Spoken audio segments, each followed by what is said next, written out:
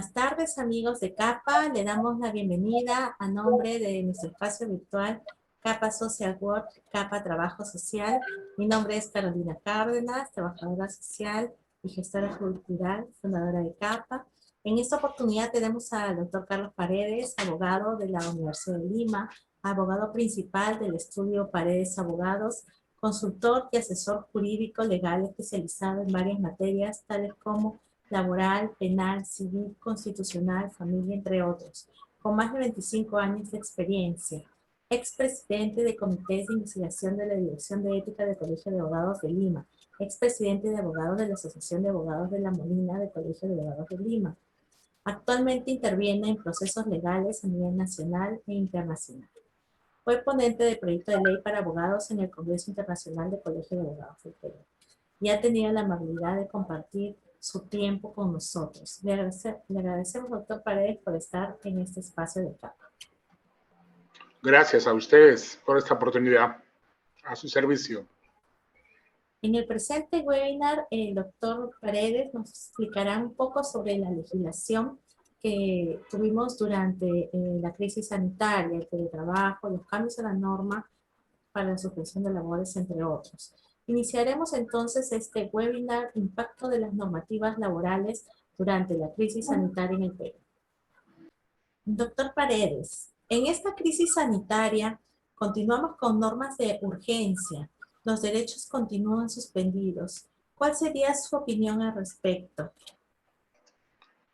Bueno, la verdad sí es cierto, esta transformación que ha habido de la pandemia a nivel de entidades públicas y privadas ha hecho que se modifiquen los derechos de las personas, ha hecho que se modifiquen las normas legales en cuanto a las personas y ha hecho que tengamos reglamentos y leyes diferentes.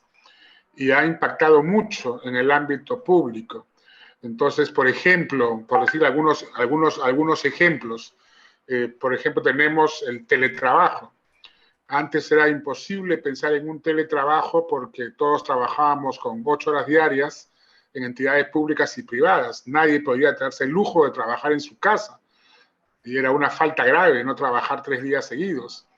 Ahora es lo opuesto. Es común que una persona pueda trabajar en su casa y no contagiarse en su oficina. Entonces existe una ley que se llama la ley del teletrabajo, que tiene su reglamento también, y se ha estipulado qué personas pueden y qué personas no pueden hacer teletrabajo. Se ha destinado cuáles son las actividades indispensables, qué personas deben ir presencialmente a su trabajo y cuáles podrían hacer trabajo remoto. Obviamente no es igual trabajar en una empresa que en una casa. ¿Quién controla la computadora? ¿Quién controla el avance de las personas? ¿Quién supervisa? Entonces se ha hecho una conexión también internet con software para poder controlar y supervisar el trabajo que uno tiene en su casa. Y tiene que dar una productividad, tiene que dar finalmente un resultado. Entonces, ¿cómo hemos quedado ahora? Hemos quedado que tenemos que hacer simplemente una modificación en las normas. Y una de ellas es, por ejemplo, la suspensión perfecta. Antes decíamos, ¿qué es suspensión perfecta? La palabra no calza con lo que conocemos todos. Aquí no hay nada perfecto y no es una suspensión.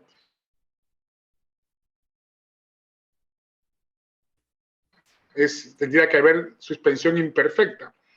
Entonces, la ley ha tenido que adecuarse con una suspensión imperfecta para que diga qué trabajadores van a ser suspendidos en sus labores durante 1 año y medio con suspensión de derechos y sin pagos con cargo a que pase la pandemia o la vacunación. Existe una ley de suspensión perfecta con la cual el Ministerio de Trabajo recibe solicitudes, las aprueba, si no están de acuerdo van a una apelación y así, y se pueden solicitar en forma reiterada hasta que una empresa consiga una suspensión perfecta. ¿Qué persigue esto? No pagar sueldos, no pagar salarios, no pagar beneficios, no pagar CTS, justamente por la falta de ventas. Pero el derecho laboral está acreditado. Entonces, hay un problema entre empleador y trabajador que dependen del Ministerio de Trabajo para tomar una decisión. Asimismo, tenemos problemas con las normas laborales. Han suspendido los plazos administrativos. Por tanto, no existe ahora los plazos de vencimiento porque todo es electrónico. Y esto ha nacido ayer con un problema del jurado de elecciones. ¿A qué hora se vence el plazo? ¿A las 8 o a las 11:59? Según lo sostenemos, como es un correo electrónico o es una mesa de partes virtual, se cierra a las 11:59, se reciben los correos electrónicos. Nadie puede poner un par en un correo electrónico, sino simplemente la hora, 11:59 del día de hoy, no es lo mismo que las 12:01 del día de mañana. Entonces, no se puede cerrar a las 8 un plazo. Todo lo que es mesa de partes virtual sí puede ser controlado. Todo lo que es correo electrónico no puede ser controlado. Así como esas tres primeras cosas, tenemos una serie de cambios de normativas que han cambiado con esta pandemia. Doctor, ¿podría explicarnos para nuestra audiencia la figura del teletrabajo y cómo hemos venido trabajando en el país, tanto en el sector público y privado? Sí, para una persona tiene que estar reglamentado primero en la empresa lo que es el MOF, el Manual, Organización y Funciones de la empresa, y el reglamento interno del trabajo de la empresa. Cuando una persona es contratada en una empresa, firma un contrato con la persona, ya sea determinado o indeterminado.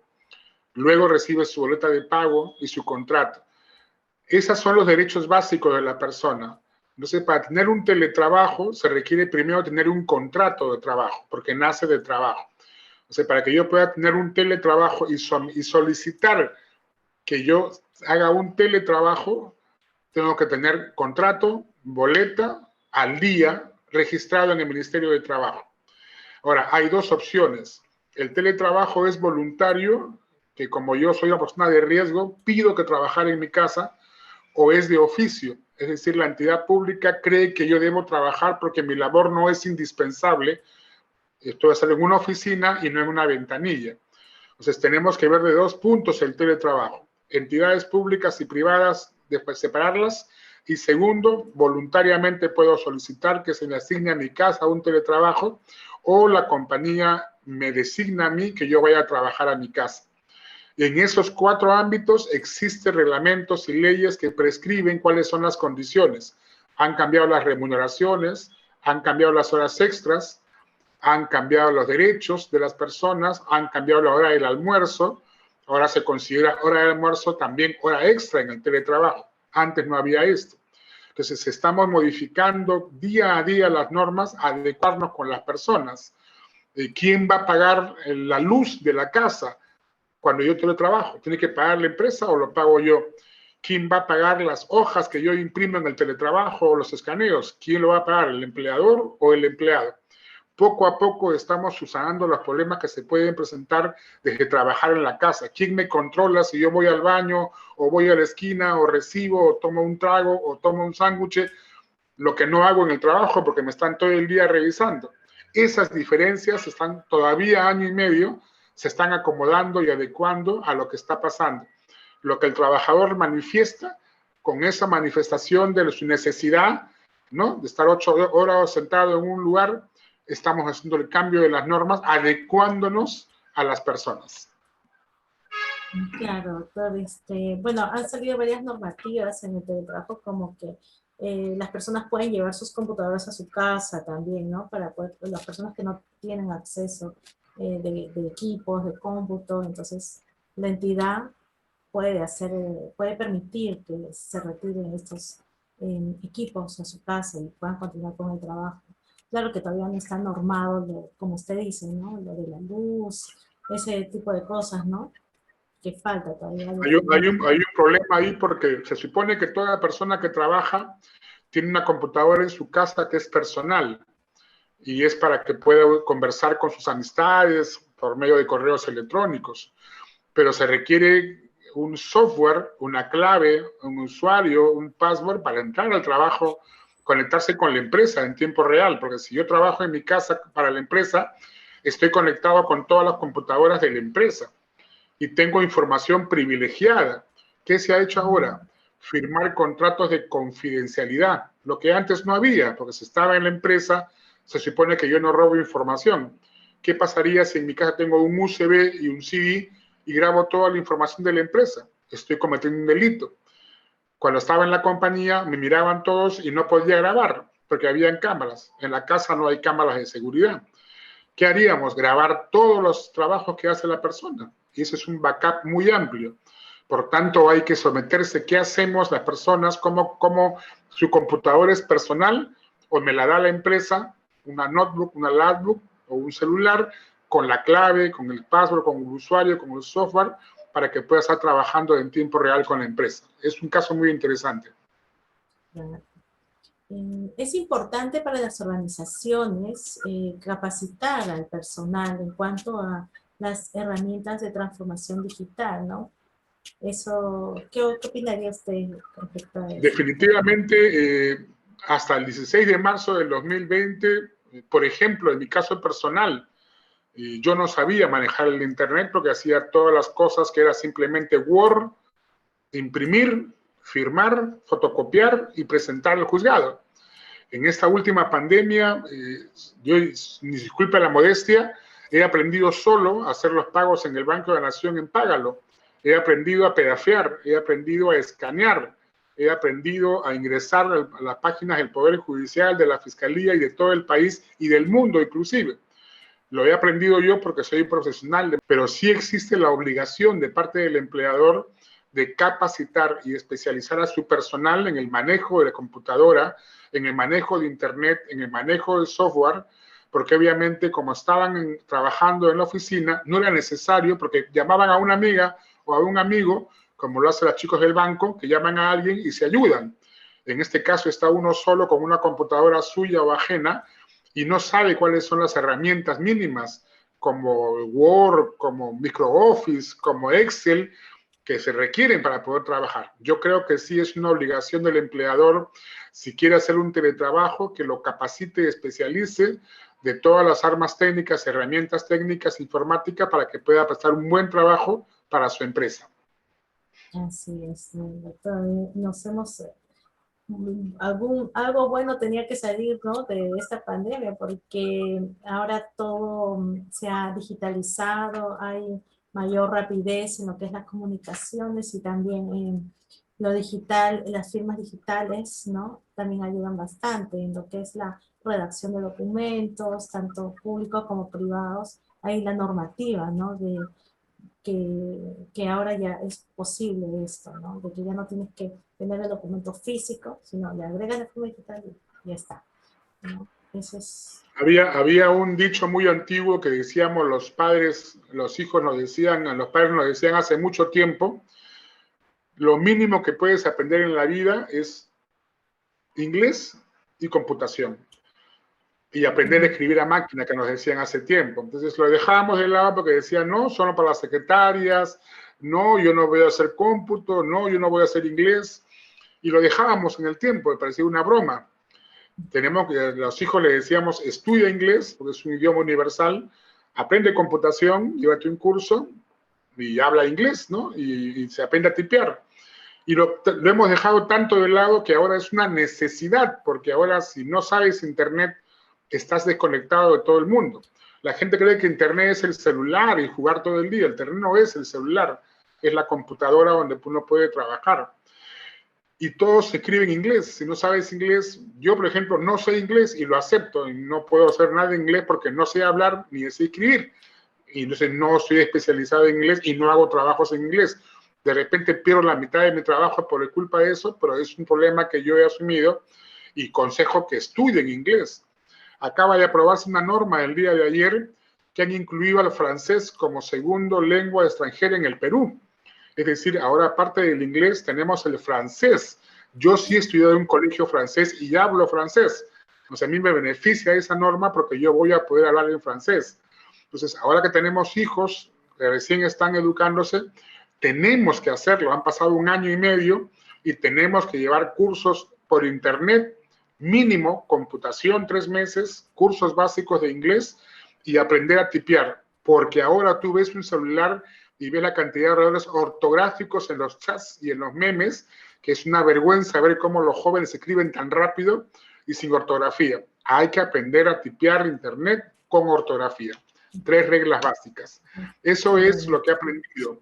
Y lo malo de la pandemia es la salud, es la muerte, es la enfermedad, pero lo bueno es que ahora todo se puede hacer virtualmente. Yo ingreso demandas, denuncias, ya tengo expedientes, las 24 horas puedo trabajar de mi casa. Le sacas todo lo bueno de lo malo. Sí, eso es cierto, ¿no? Así es. Algo rescatable y agilizar, pues, ¿no? Los trámites. Así es. Eh, Hace un momento usted nos estaba comentando sobre esta suspensión perfecta, ¿no? Eh, ¿qué le parece sobre este tipo, esta modalidad? ¿Ha permitido contribuir al trabajo o la norma ha propiciado la desvinculación de los trabajadores? Mire, hasta antes del 15 de marzo del 2020, nadie hablaba de suspensión perfecta. Todo el mundo decía derechos laborales, contratos, juicios, conciliaciones. Nadie hablaba. Apareció un abogado el 16 de marzo que dijo, se aplica suspensión perfecta. Entonces, recién comenzamos los abogados a hacer qué cosa es suspensión perfecta. Pero cuando hablas de una palabra, tenemos que explicar para que la gente entienda. Los que no son abogados deben entender y el abogado está en la obligación de explicar a la gente. Y cosa es suspensión y cosa es perfecta. Porque para decir suspensión se puede quedar solo. Si es perfecta, quiere decir que hay imperfecta. Es explicarle a la gente qué es suspensión perfecta e imperfecta. Entonces, ¿por qué se dice suspensión? Porque se ha suspendido por la pandemia los trabajos normales de todas las personas. ¿Y por qué se dice perfecta? Porque tiene un reglamento que tiene que cumplir ciertas condiciones la empresa y ciertas condiciones la reducción del trabajo. Por ejemplo, el gobierno pone aforos, quiénes pueden trabajar, cuántos pueden trabajar. No hay casinos, no hay gimnasios, no hay cines. Esa gente no trabaja al 100%. Entonces, si uno se adecúa a la suspensión perfecta, debe cumplir con ciertos requisitos que le pone el gobierno. Y es imperfecta cuando existen variables, cuando existen alternativas que uno puede aplicar. ¿Pero qué persigue? Persigue que el trabajador no trabaje durante todo el tiempo de la pandemia, pero que tampoco reciba ningún pago porque no trabaja. Pero sí se garantiza que al final, cuando esto se recupere, pueda recuperar toda su plata. No al 100% porque no ha trabajado 1 año y medio, 8 horas diarias, pero sí respetando su estabilidad, su continuidad, su liquidación y sus beneficios. Entonces, algún trabajo hay que darle para que pueda sobrevivir. Si yo lo expulso, lo boto de la empresa, tengo que pagarle su liquidación o me gano un juicio laboral, que ahora es mucho más rápido. Entonces, ¿qué hacemos la gente? Presenta su solicitud al Ministerio de Trabajo pidiendo aplicación, suspensión perfecta. El Ministerio de Trabajo ha recibido miles de solicitudes de todas las empresas y tienen que revisarlas una por una con una serie de requisitos. Los trabajadores también recurren a ver cómo está este trámite. El ministerio no cuenta con capacidad técnica de especialistas. La SUNAFIL no cumple con su labor por falta de inspectores. Entonces, los trabajadores estamos afectados porque los empleados del ministerio no califican bien la suspensión perfecta y comienzan a rechazar el trabajo y se van en una apelación. O sea, ahora presentan los dos, los empleadores y los trabajadores presentan suspensión perfecta para que el ministerio pueda reaccionar. Pero todavía hay gente con 1 año y medio en pandemia con suspensión perfecta sin recibir un solo sol y trabajar en otra cosa que no era su trabajo normal, ¿no? Sí, así es. Ha sucedido con muchas empresas que se ha estancado, Así ¿no? es. Entonces se paralizó la economía, la gente perdió sus Totalmente, trabajos y tiene que totalmente. ver, ¿no? ¿Qué hacer si no tiene ese trabajo, ¿no? Y eso Así es. hace aumentar la informalidad y, y mucha gente se encima con la pandemia, entonces ha sido un momento que ha llevado a mucha gente a estresarse, a estar mal psicológicamente también por todo este problema social que se ha convertido, ¿no? Así Pero es. bueno, ahora ya estamos un poco recuperándonos, ¿no? De esta pandemia, ¿no? Ya Así es. hay mejores cifras económicas, ¿no? Las personas ya están abriendo sus negocios, las empresas están volviendo de a pocos Así y es. aparte que el cuidado, ¿no? De las personas también está mejorando, ya hay doble protección de mascarilla, ya saben cómo utilizar la careta facial y ciertas medidas de salud que se Sí. vienen implementando y están Y mejorando, el, ¿no? el problema es que como somos seres humanos, no todos actuamos igual. Acá hay 3 grupos de personas en el Perú. Hay gente que en este momento tiene 1 año y medio metido en su casa, que son los adultos mayores, y no salen para nada. Hay gente que yo conozco 1 año y medio que no salen a la ventana de su casa porque es vulnerable, porque cree que se va a contagiar. Hay personas que salimos a la calle como yo, con todo el día las 2 mascarillas, con todo el día el control facial, protegiéndonos, no tomando agua ni comer nada en todo el día, almorzar en un restaurante 15 minutos rapidito y taparte y regresar a tu casa para poder estar con tu familia. Y las terceras personas que no les interesa nada, comen en las esquinas, se bajan, no usan mascarilla, usan una sola, le piden 2, compran una en la calle, se la ponen, se agarran la cara, no tienen facial, suben al carro, no les interesa, los combis le tiran al suelo su mascarilla facial porque hay operativos, es una informalidad completa. Entonces, eso ha hecho la pandemia, desnudarnos a las personas, a nadie le interesa, siguen las fiestas covidiotas, siguen la gente detenida, siguen las comisarías y eso produce que los derechos de las personas se vean afectados. Ahora uno va a la comisaría detenido, tienes antecedentes penales, policiales y judiciales que te van a perjudicar en un trabajo, porque la ley dice eso, persona capturada en fiestas COVID, se van a la comisaría, te empapelan y no tienes trabajo, porque tienes antecedentes policiales por delito contra la seguridad pública. O sea, te colocan en el registro de Estás sanciones. en el registro. Apenas tú caes en una fiesta COVID, la gente por eso corre de la fiesta COVID, no quiere que el policía lo agarre, porque el policía lo agarra, le ponen las esposas, es un delito, van, los fichan, ya hay como 300,000 o 400,000 de fichados en todo el Perú y están sus nombres. Entonces, cuando la compañía quiere contratar, busca la página de la policía, antecedentes policiales, no te acepto porque tú eres un irresponsable que tienes contra la salud pública.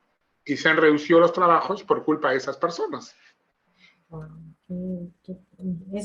Qué problema que tienen Así esas es, personas que hay que cuidarse, no ir a ese así tipo de es, así es. fiestas.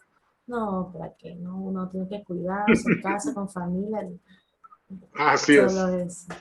Bueno, hay otro punto, ¿no? Que fue materia de bastantes comentarios, el programa Reactiva Perú.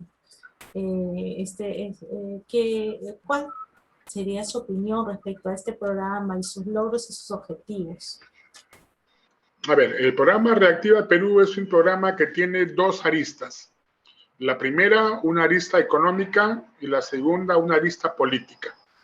Yo como abogado voy a tratar de entender cuáles son las dos porque es un tema legal, más es un tema económico y un tema político. Lo que aspira es ayudar a las personas naturales y jurídicas a que recuperen su capacidad adquisitiva, no quiebren y sigan adelante. Y la política es de que se ha denunciado en todos los medios que hay gente con nombre propio que sí recibe Reactiva Perú y gente que no recibe Reactiva Perú. El fin es bueno, el objetivo es bueno, pero creemos que las personas que han dirigido los créditos, los bancos, no lo han hecho a las personas correctas. Es decir, tenemos todos los días denuncias que la gente de más pudiente de este país, el 10% de los ricos del Perú, han recibido la mayor cantidad de Reactiva Perú. Y tiene un objetivo, que es que ellos sí van a poder pagar. Reactiva Perú es un préstamo para poder pagarlo. Entonces se han cuidado de discriminar a las pequeñas y medianas empresas, MIPES o pymes, que al final no le saben ellos si van a poder pagar o no. Entonces los han marginado creyendo que las 10% de empresas más productivas, que son los PRICO contribuyentes, son los que sí van a poder pagar los préstamos. Entonces, Reactiva Perú es un programa del gobierno que te presta plata durante un tiempo para que te reactives con un plazo de gracia para que después puedas pagarlo sin intereses o con interés cero, sin garantías inclusive. Pero califican a la persona qué tipo de contribuyente eres, principal, mediano, pequeño, si eres pyme o eres MIPE, qué cantidad vas a recibir y cómo lo vas a pagar. Entonces, hay un tema económico que es muy bueno, pero un tema político que es muy malo. Sí, usted tiene mucha razón, porque no vimos que muchas empresas, pequeñas empresas, no recibieron, ¿no? En plena pandemia eran los que tenían más necesidades, porque obviamente las empresas grandes tienen, ¿no? O sus reservas también tendrán, ¿no? Un Pero solo, un solo ejemplo, las compañías de turismo. Como no hay turismo en el Perú, si tú le das reactiva a una compañía de turismo y no recibe turistas, ¿de dónde va a pagar los préstamos? Entonces tiene que esperar que se reactive el turismo, los casinos, los gimnasios, los tragamonedas, los cines, para poder darle plata, para que puedan de lo que cobran y los ingresos poder pagar. Es una máquina que tiene que avanzar. No debió ser así porque de repente ese turismo puede dedicarse a otra actividad similar o afín. De repente cursos de turismo, de repente cursos virtuales. Él tenía que haberle hecho una creación. La compañía de turismo vive de los viajes, pero pudo haber creado con ese dinero capacitación virtual mundial para que todos sean agentes de turismo. claro, Les, claro, les claro. faltó eso a la gente, le Creatividad, faltó ¿no? Teniendo ahí bastantes creatividad. asesores que pueden Tantos asesores que ver tenemos en el Perú a ideas, ¿no? nivel Para que, nacional de los parques nacionales, había que crear cursos virtuales para que todos los chicos en el Perú claro, puedan capacitarse. Toma tu diploma y anda, cuídame todos los bosques del Perú. Le faltó creatividad a la gente. sí. Así es. Bueno, ya para que quede la experiencia, Estamos en pues, un ¿no? problema político, es un problema que Sí, estamos frente. Este sistema político no permite que la gente haga más. Los empleados públicos son robots y están en la ley, no pueden pensar, actúan según una norma y no tienen capacidad de pensar. Ahí estamos un poco limitados. sí.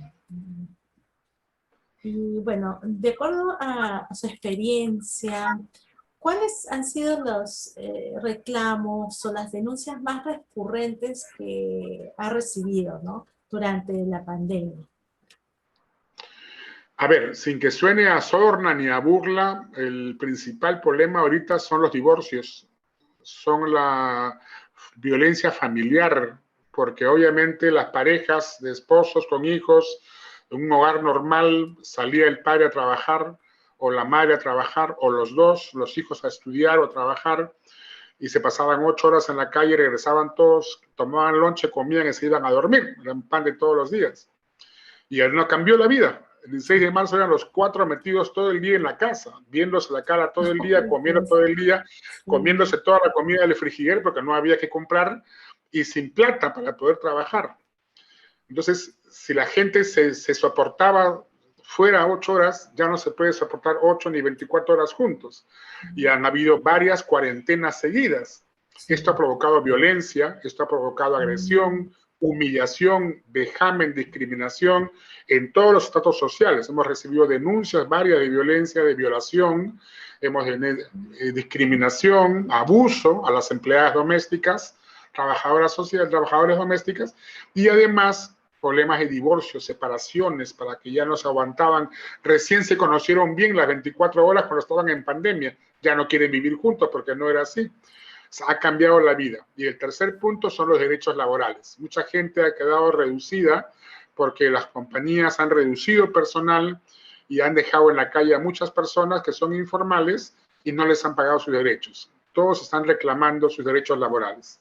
Esas tres han sido las principales fuentes que hemos recibido como casos en el estudio, ¿no? sí, sí, esta pandemia hizo que las personas que al inicio se querían, se dejaran de amar, ¿no? O sea, parece Así es, irreal porque deberías de seguir queriendo porque te casaste con esa persona, así es, pero el tenerla en contacto todos los días, ahí la vas conociendo más y más y más y así es, pasan así es, estas cosas, ¿no? Qué pena, así ¿no? Qué es. pena y la violencia, que no se justifica, ¿no? Sí, No eso se sí que justifica de no, ninguna para manera nada. porque nos puso, nunca hemos pasado esto y nunca estuvimos a prueba de pasarnos de repente todos unas vacaciones, porque si salía la esposa de vacaciones se iban de viaje y estaba cada uno paseándose libre, pero no hemos estado nunca toda la familia metidos 24 horas sin hacer nada en la casa. Entonces, eso ha creado en problemas de las personas y ha sacado a relucir lo malo y lo bueno de todas las personas, ¿no? Sí, y sobre todo Como con el dicen, lo bueno, lo malo y desempleo. lo feo, ¿no? Sí, Así y es. encima el desempleo aumentó. Y encima el desempleo, la Es- informalidad, los sí, 800.000 extranjeros que han venido, que están sin trabajo, que están robando, que están trabajando, es un caos social, ¿no? sí, estamos en torno a eso todavía. Y respecto a estas normas que se dieron durante esta crisis sanitaria, ¿cómo cree usted que deberían de adecuarse, ¿no? Porque ya, bueno, estamos teniendo esta experiencia con normas nuevas, ¿no? Durante pandemia, pero ¿cómo usted los mejoraría, ¿no? Por ejemplo, el teletrabajo, ¿qué mejoraría de esa norma? Acá tenemos un problema en el Perú que se llama la legislación. Normalmente el Congreso es el poder legislativo que crea las normas y las ejecuta el poder ejecutivo, que es el gobierno. Entonces nos han quitado a todos la posibilidad de hacer leyes y las crean los congresistas. ¿Quiénes son ellos? Son personas elegidas por nosotros supuestamente con nuestro voto para que legislen. Y al final, ¿qué ha pasado en los últimos 30 años? Transfugismo en todos los partidos. Entonces yo elijo una persona y esa persona no sale, o si sale, se cambia de partido. ¿Y a quién contratan? No se requiere asesores especializados con maestría, nada, cualquier persona que sepa hablar y escribir es asesor. Entonces, ¿cómo podemos confiar que los 8 asesores de un congresista que reciben 10.000 soles mensuales hagan proyectos de ley según la necesidad de las personas? ¿Por qué razón? El congresista va en carro, con choferes, con seguridad, y todos los que trabajan en el Congreso con ese sueldo van en taxis o van con sus carros. Entonces, usted y yo vamos en una combi, vamos en un bus, vamos en un carro de transporte público y sentimos en el día lo que pasa en las personas. Entonces, lo que pasa es que la ley no se pone a conocimiento de las personas, las crean desde una atmósfera arriba, desde lo que él piensa que puede ser la ley. Hay una norma que dice que todas las normas legales deben ser puestas en conocimiento de la ciudadanía para hacer los aportes. Eso se llama en la Carta Magna participación ciudadana. Si me vas a poner normas, me debes consultar si yo estoy bien, si se adecua a mí, a mi estado. Y yo puedo opinar, puedo sugerir, puedo comentar. Y tú decides, pero ya escuchaste mi aporte. Si no me escuchas de qué sufro como un médico, ¿cómo me vas a dar una receta? Tienes que escucharme cuál es mi problema, qué padezco yo todos los días. Entonces hay un problema en las normas que hay que cambiar, que son 3 cosas. Primero, que se deben poner todas las normas en conocimiento de todos los ciudadanos del Perú por un tiempo para que puedan ser sus comentarios, sus ideas y sugerencias. La segunda, que para aprobar una norma se debe solicitar la presencia de una persona de la sociedad civil que sustente su problema. Así como hay jurados en Estados Unidos, una persona de la calle debe sustentar sus problemas, ver qué es lo que pasa. Y tercero, las normas deben ser aplicadas a todos por igual. Aquí se aplica a la gente del pueblo, pero no se aplica para arriba. El Congreso no aplica las normas para ellos, los ejecutivos no aplican para ellos, hay discriminación. En este país hay 17 formas de pagar sueldos y salarios. ¿Cómo es posible que uno reciba 20, el otro 1.000, el otro 40, bonificación, un sol? Estamos en una telaraña de sueldos y salarios hace más de 30 años y nadie quiere regularlo. Entonces, mientras eso pase y no tengamos un orden, no podemos pensar que la gente va a cumplir las normas porque no me atañe a mí. Como dicen ahora muchos jóvenes del vecindario, no me representas. Y como no me representas, tus normas no las voy a aceptar. Pero sí es posible que los ciudadanos ingresen una propuesta de ley, ¿no? Si tú entras a la página web del Congreso de la República, hay un link que dice presenta tu proyecto de ley. Yo presenté eso hace 30 años, hasta ahora no me llaman para sustentarlo. Ya sé cómo es la política, pero si tú pones mi nombre en el Google, vas a ver todos los proyectos de ley que yo he presentado en los últimos 30 años. Ahí están. Por ejemplo, te digo uno. Por ejemplo, cuando una combi asesina mata a una persona, ¿por qué el carro no se remata y paga los deudas?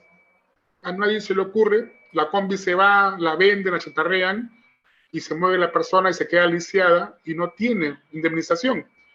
¿Por qué no capturas a la combi en el momento, la rematas y le pagas y le das a la persona que trabaje y produzca? No les interesa a los congresistas.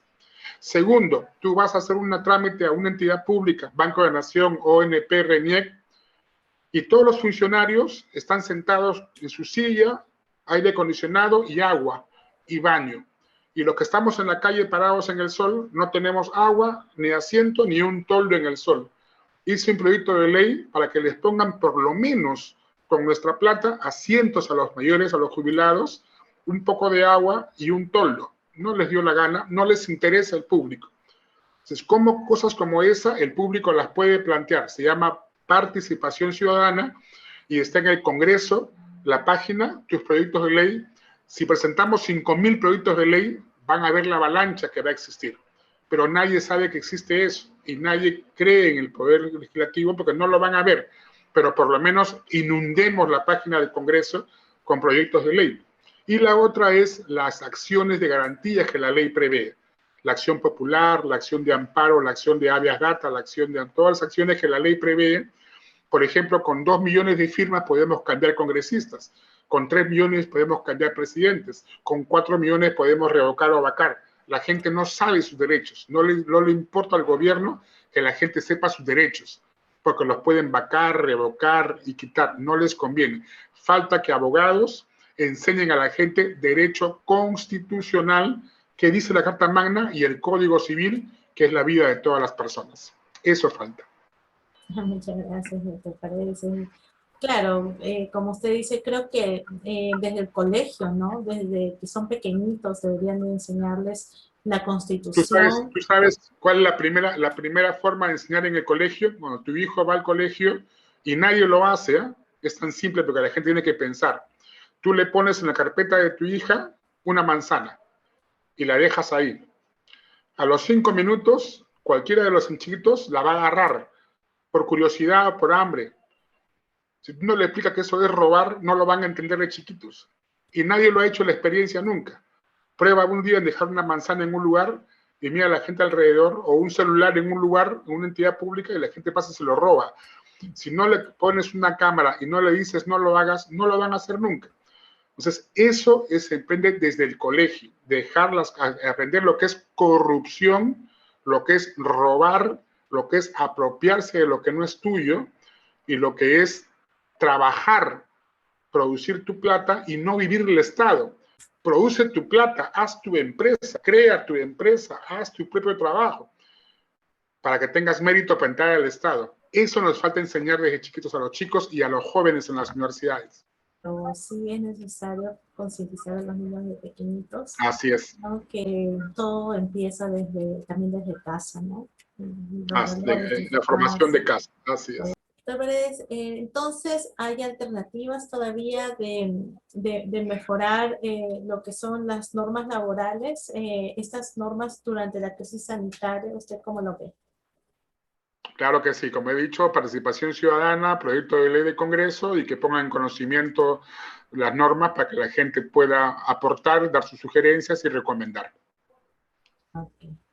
Bueno, entonces yo le agradezco, doctor Paredes, por haber estado aquí en nuestro espacio de CAPA y dándonos estos temas, ¿no? Su apreciación de los temas laborales que nos acontecen estos días y nada, sus últimas palabras para nuestra audiencia.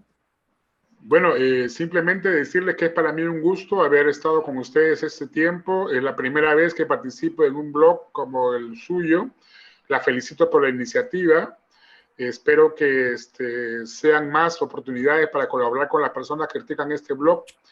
Y ya tienen ustedes a la mano mi celular y mi correo a disposición de todas las personas para las consultas que crean pertinentes.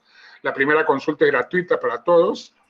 Y espero atenderlos. Creo que esto podríamos motivar una corriente para que la gente pueda cambiar, saber sus derechos y poder hacer una nueva jornada de jóvenes para que puedan ejercer sus derechos y tener representación y que participen todos en política, porque nos faltan personas que participen en política, que sean nuestros congresistas, que trabajan en el Estado, que sean las ministras. Intentamos motivar a la gente para que forme empresa, para que sea independiente, para que no dependan las mujeres de un sueldo, formen empresas, formen ONGs, formen sociedades y sean en trabajos independientes. Yo tengo trabajando independiente más de 27 años. Sí se puede trabajar independiente, formar tu negocio, formar tu empresa para que no dependas de otras personas. Eso es un consejo para todas las mujeres. Muchas gracias. Entonces, es todo por ahora.